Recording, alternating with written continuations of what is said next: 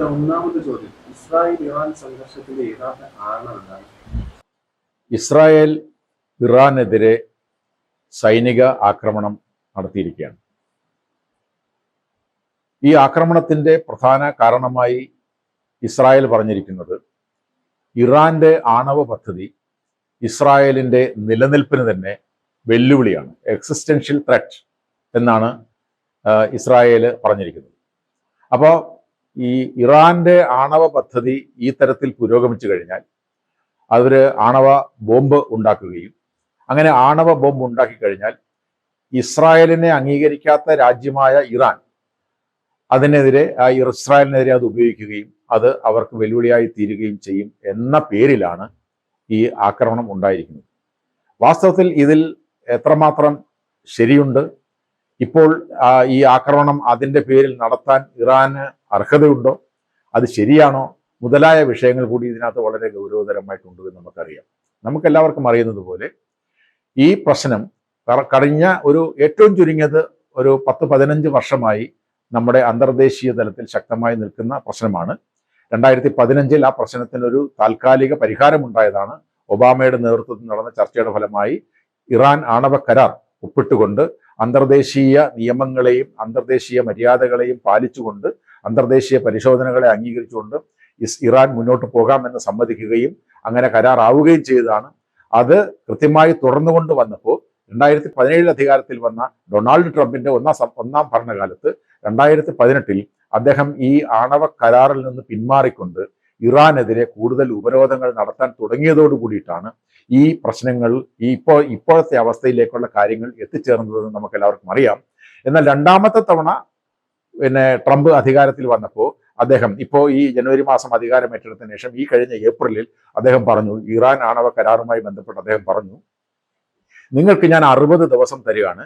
ഈ 60 ദിവസത്തിനുള്ളിൽ കാര്യങ്ങൾ ചർച്ച ചെയ്ത് ഈ കാര്യത്തിൽ ഒരു സമവായത്തിൽ തീരുമാനത്തിലെത്തണമെന്ന് പറഞ്ഞു. നമുക്ക് എല്ലാവർക്കും അറിയാവുന്ന പോലെ ഇത്തരം കാര്യങ്ങൾ കഴിഞ്ഞ 2015 എത്തിയ ഈ ഇറാൻ ആണവ കരാറിന് 2-3 വർഷം നീണ്ടു നിന്ന ചർച്ചകളുടെ ഒടുവിലാണ് ഒരു കരാറിലായത്. ഈ പ്രശ്നത്തെ സംബന്ധിച്ച് ഒരു 60 ദിവസം കൊണ്ട് കരാറിൽ എത്തിച്ചേർന്നോളണം എന്നൊക്കെ ഒരു രാജ്യം പറയുന്നതിന്റെ ലോജിക്ക് എന്താണെന്ന് എനിക്ക് വാസ്തവത്തിൽ മനസ്സിലാവുന്നില്ല.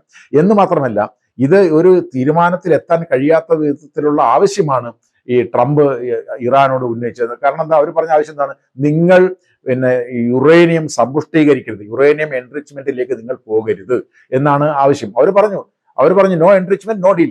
എൻറിച്ച്മെന്റ് ചെയ്യാൻ ഞങ്ങൾക്ക് അവകാശമില്ല എങ്കിൽ ഞങ്ങൾ ഈ കരാറിലേക്ക് വരില്ല. കാരണം നമുക്ക് എല്ലാവർക്കും അറിയാം, 31ഓളം രാജ്യങ്ങൾ ലോകത്ത് ആണവ ശക്തി ഉപയോഗിക്കുന്ന രാജ്യങ്ങളുണ്ട്.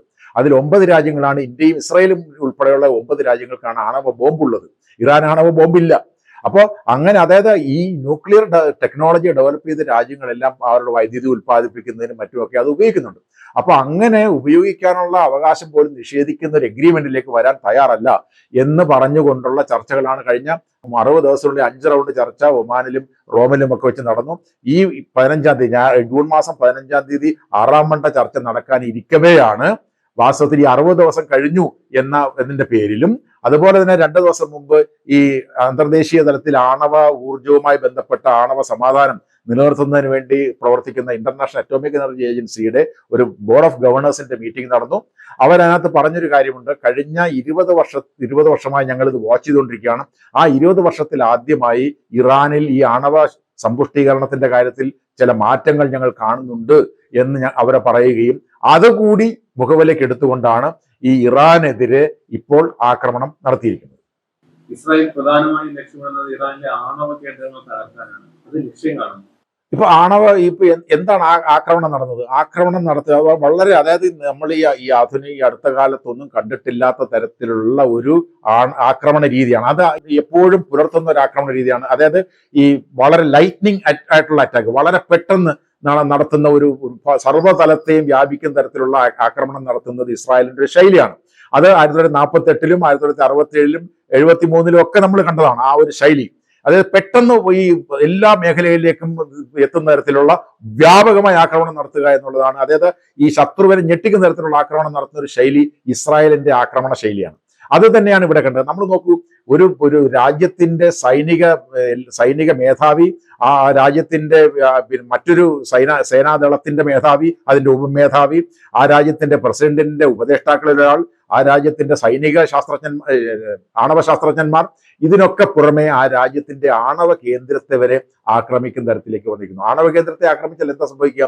ആണവ കേന്ദ്രത്തെ ആക്രമിച്ചാൽ ആണവ വികിരണം ഉണ്ടായാൽ അത് ആ രാജ്യത്തൊന്നും ഒതുങ്ങി നിൽക്കില്ല, അയൽ രാജ്യങ്ങളിലേക്ക് കൂടി പടരും. അതുകൊണ്ട് അത് തിരിച്ചറിഞ്ഞുകൊണ്ടാണ് ഈ ഇന്റർനാഷണൽ അറ്റോമിക് എനർജി ഏജൻസിയുടെ ഡയറക്ടർ ജനറൽ ആയിട്ടുള്ള റഫായൽ ഗ്രോസി ഇസ്രായേലിനെ കുറ്റപ്പെടുത്തിക്കൊണ്ട് പറഞ്ഞു, ഇസ്രായേൽ നടത്തിയ ഈ ആണവ കേന്ദ്രത്തിനെതിരെയുള്ള ആക്രമണം വളരെ തെറ്റായിട്ടുള്ള ആക്രമണമാണ്, ഒരു രാജ്യവും അത്തരം പ്രവർത്തനങ്ങളിൽ ഏർപ്പെട്ടുകൂടാന്നാണ്. എന്ന് മാത്രമല്ല, ഈ ആണവ കേന്ദ്രം എന്ന് പറയുന്നത് നമുക്കറിയാം, ഇറാന്റെ ആണവ കേന്ദ്രങ്ങളെല്ലാം ഈ ഭൂമിയുടെ മുകളിൽ ചില വൈദ്യുതി കേന്ദ്രങ്ങളും ചില കെട്ടിടങ്ങളും അല്ലാതെ ഈ ആണവ യുറേനിയവും അങ്ങനെയൊക്കെയുള്ള സംഗതികളും എല്ലാം വച്ചിരിക്കുന്നത് എത്രയോ കിലോമീറ്ററുകൾക്ക് അടിയിലാണ്, ഭൂഗർഭ അറകളിലാണ്.